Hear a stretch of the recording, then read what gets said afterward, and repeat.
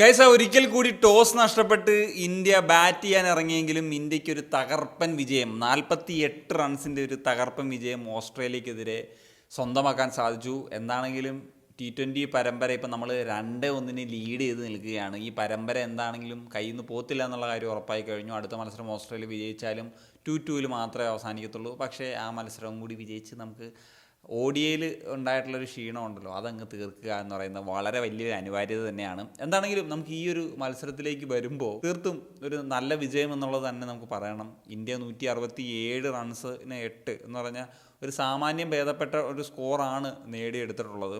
നമ്മളുടെ ബാറ്റ് ചെയ്യാൻ ഇറങ്ങി തുടക്കം പവർ പ്ലേയിൽ വിക്കറ്റ്സ് ഒന്നും നഷ്ടപ്പെട്ടില്ല. അത്യാവശ്യം ഭേദപ്പെട്ട 50-ന് താഴെയാണെങ്കിലും ഒരു ഭേദപ്പെട്ട രീതിയിലുള്ള ഒരു സ്കോർ നമുക്ക് നേടിയെടുക്കാൻ സാധിച്ചു.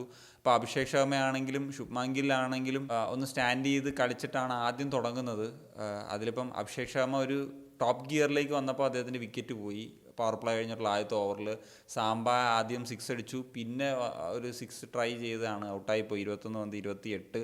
ശുഭ്മാൻ ഗില്ല് സ്റ്റാൻഡ് ചെയ്ത് കളിച്ചു. 39 പന്തിൽ 46 റൺസ് എന്ന് പറയുന്നൊരു സ്കോറാണുള്ളത്. അപ്പം അദ്ദേഹം ഔട്ടാകുന്നതിന് തൊട്ട് 2 ബോൾ മുമ്പ് ഒരു 6 അടിച്ചു. അല്ലെങ്കിൽ ഇതിനേക്കാൾ സ്ട്രൈക്ക് റേറ്റ് കുറവായിരുന്നു. പക്ഷേ ഈ ഒരു മത്സരത്തിൽ ഈ ഒരു ഇന്നിങ്സിന് വലിയ പ്രാധാന്യം ഉണ്ട് എന്ന് തന്നെ പറയാൻ പറ്റും. കാരണം 167 റൺസ് എടുത്ത ഒരു മത്സരത്തിൽ പലരും വലിയ ഇന്നിങ്സുകൾ കെട്ടിപ്പൊട്ടാതെ പോകുന്നൊരു സാഹചര്യമുണ്ട്. ഇപ്പോൾ അഭിഷേക് ശർമ്മയാണെങ്കിലും അതുപോലെ സൂര്യകുമാർ ആണെങ്കിലും തിലക് വർമ്മയും ജിതേഷ് ശർമ്മയും ഒക്കെ ആണെങ്കിൽ വാഷിംഗ്ടൺ സുന്ദറാണെങ്കിലും അത്ര നേരം നിൽക്കാനൊന്നും പറ്റിയിട്ടില്ല. സൂര്യകുമാറാണ് ഒരു പരിധിവരെ ഒരു എൻ്റർടൈനിങ് ആയിട്ടുള്ളൊരു ബാറ്റിംഗ് നമുക്ക് നൽകിയത്. കാരണം 10 പന്തിൽ 20 റൺസ്. അദ്ദേഹം വന്നപ്പോൾ തന്നെ അദ്ദേഹത്തിൻ്റെ ആറ്റിറ്റ്യൂഡ് എന്ന് പറഞ്ഞു കഴിഞ്ഞാൽ ആ ഒരു ആക്രമണം എന്ന് പറയുന്ന ആ ഒരു മൈൻഡ് തന്നെയായിരുന്നു. അത് അദ്ദേഹം നന്നായിട്ട് ചെയ്തു. 10 ബോൾ ചെയ്തില്ലെങ്കിലും 20 റൺസ് എടുത്തു. നിർണായകമായിട്ടുള്ള റണ്ണ് തന്നെയാണ്. എന്നിട്ട് ഔട്ടായിപ്പോയി. അതുപോലെ ഗില്ലിൻ്റെ ഇന്നിങ്സ് ഞാൻ നേരത്തെ പറഞ്ഞ ഒരു കാര്യമാണ് പറയാനുള്ളത്. പക്ഷേ തിലക് വർമ്മയ്ക്ക് ഈ സീരീസിൽ അങ്ങോട്ട് കത്താൻ പറ്റുന്നില്ല. ജിതേഷ് ശർമ്മ ഒരു LBWയിൽ ഔട്ടായി പോവുകയാണ്. ഇപ്പം സാംബയുടെ ഓവറിലാണ് 4 ബോളിൽ 3 എടുത്ത് പോയി. ലാസ്റ്റ് മാച്ചിൽ അദ്ദേഹം അത്യാവശ്യം ഭേദപ്പെട്ട രീതി കളിച്ചെങ്കിൽ ഈ ഒരു മത്സരത്തിലേക്ക് വരുമ്പോഴത്തേക്കും ഒന്നും ചെയ്യാൻ പറ്റിയിട്ടില്ല എന്നുള്ളതാണ്. വാഷിംഗ്ടൺ സുന്ദർ അവസാനമാണ് വന്നത്. അദ്ദേഹം അടിക്കാനുള്ള ശ്രമം നടത്തി, 2 ബൗണ്ടറീസൊക്കെ അടിച്ചിരുന്നു. പക്ഷേ 7 പന്തിൽ 12 ഔട്ടായി. പിന്നെ അക്സർ പട്ടേലാണ് വാലറ്റത്തിൽ അല്ലെങ്കിൽ അവസാന ഓവേഴ്സിൽ കുറച്ചെങ്കിലും ഒരു ഇമ്പാക്റ്റ് ഉണ്ടാക്കിയത്. 11 പന്തിൽ 21 പ്രത്യേകിച്ച് ലാസ്റ്റത്തെ ഓവറിൽ അദ്ദേഹത്തിന് സിക്സറുകളൊക്കെ പായിക്കാൻ പറ്റി. അപ്പോൾ അത് ആണ് നമ്മളെ 167-8 എന്ന് പറയുന്നൊരു സ്കോറിലേക്കെങ്കിലുമൊക്കെ എത്തിക്കാനായിട്ട് സാധിച്ചത്. ഓസ്ട്രേലിയയുടെ ബോളിംഗ് സംബന്ധിച്ച് നോക്കുമ്പം സാംബ 3 വിക്കറ്റ് നേടി. പക്ഷേ 45 റൺസ് വിട്ടുകൊടുത്തു. നഥാൻ എല്ലിസിൻ്റെ ബോളിംഗ് പെർഫോമൻസ് എടുത്ത് പറയാതിരിക്കാൻ പറ്റത്തില്ല. അദ്ദേഹത്തിൻ്റെ വേരിയേഷൻസ് ഒക്കെ ടോപ്പാണ് കേട്ടോ. 4 ഓവറിന് 21 റൺസ് 3 വിക്കറ്റ്സ്. അദ്ദേഹം ചിലപ്പോൾ സ്ലോ ബോളൊക്കെ എറിയുന്ന അങ്ങനത്തെ ഒരു ബോളിൽ നിന്ന് അദ്ദേഹത്തിന് വിക്കറ്റ് നേടിയെടുക്കാനായിട്ട് സാധിച്ചു എന്നുള്ളതാണ്. അതുപോലെ ബാറ്റ്ലെറ്റിന് 1 വിക്കറ്റും സ്റ്റോയിൻസിന് 1 വിക്കറ്റും ഒക്കെ വീതം നേടി. എന്താണെങ്കിലും രണ്ടാമത് ബാറ്റ് ചെയ്യാൻ ഇറങ്ങിയിട്ടുള്ള ഓസ്ട്രേലിയക്ക് സാമാന്യം ഭേദപ്പെട്ട രീതിയിലുള്ളൊരു തുടക്കമൊക്കെ കിട്ടി. പവർ പ്ലേയിൽ അത്യാവശ്യം റൺസ് സ്കോർ ചെയ്തു. പക്ഷേ ആദ്യം തന്നെ ഒരു വിക്കറ്റ് അവർക്ക് നഷ്ടമായിരുന്നു എന്നുള്ളതാണ്. 4.5 ഓവർ നിൽക്കുന്ന സമയത്താണ് അക്സർ പട്ടേലിൻ്റെ ഓവറിൽ മാത്യു ഷോട്ട് ഔട്ടാകുന്നത്. 37-1 എന്ന് പറയുന്ന നിലയിൽ വന്നു. അത് കഴിഞ്ഞ് ജോഷ് ലിങ്സിൻ്റെ വിക്കറ്റ് പോയി.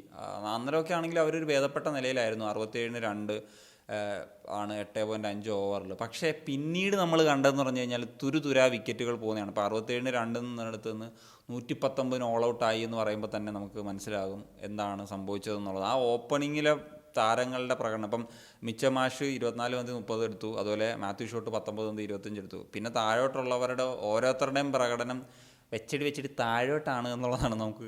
ഇപ്പം ജോഷ് ലിങ്സ് 11 പന്തിൽ 12. ടിം ഡേവിഡ് കഴിഞ്ഞ മാച്ചിൽ മികച്ച പെർഫോമൻസ് നടത്തിയ താരമാണ്. അദ്ദേഹത്തിൻ്റെ വിക്കറ്റ് വളരെ ക്രൂഷ്യലായിരുന്നു.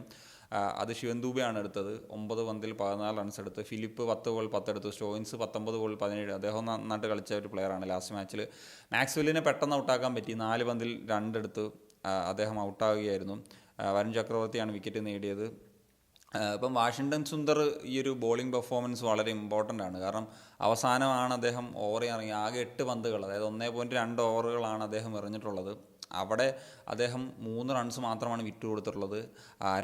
3 വിക്കറ്റും സ്വന്തമാക്കിയിട്ടുണ്ട് എന്നുള്ളതാണ്. അതൊരു ബ്രില്യൻ്റ് ആയിട്ടുള്ള ബോളിംഗ് പെർഫോമൻസ് ആണ്. ലാസ്റ്റ് മാച്ചിൽ ബാറ്റ് കൊണ്ടാണ് ഒരു മികവ് കാട്ടിയെങ്കിൽ ഈ ഒരു മത്സരത്തിൽ ബോൾ കൊണ്ട് മികവ് കാട്ടാൻ സാധിച്ചു. ശിവൻ ദൂബെയും 2 ഓവറിന് 20 റൺസ് വിട്ട് കൊടുത്തു. പക്ഷേ 2 വിക്കറ്റ്സ് നേടി. അത് ക്രൂഷ്യൽ. ടീം ഡേവിഡിൻ്റെയൊക്കെ അടക്കമുള്ള വിക്കറ്റ് നേടി.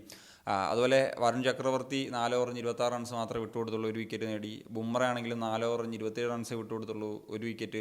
അർഷദീപ് 3 ഓവർ എറിഞ്ഞിട്ട് 22 റൺസ് മാത്രം വിട്ടുകൊടുത്ത് 1 വിക്കറ്റ് നേടി. അങ്ങനെ അവർ എക്കോണമി പിടിച്ച് വിക്കറ്റ്സ് ഓരോ വീതം വിക്കറ്റുകൾ ഇട്ടു. ഇതിൽ സ്പിന്നേഴ്സാണ് Axar Patel 2 wicket, Washington Sundar 3 wicket, Varun Chakravarthy 1 wicket.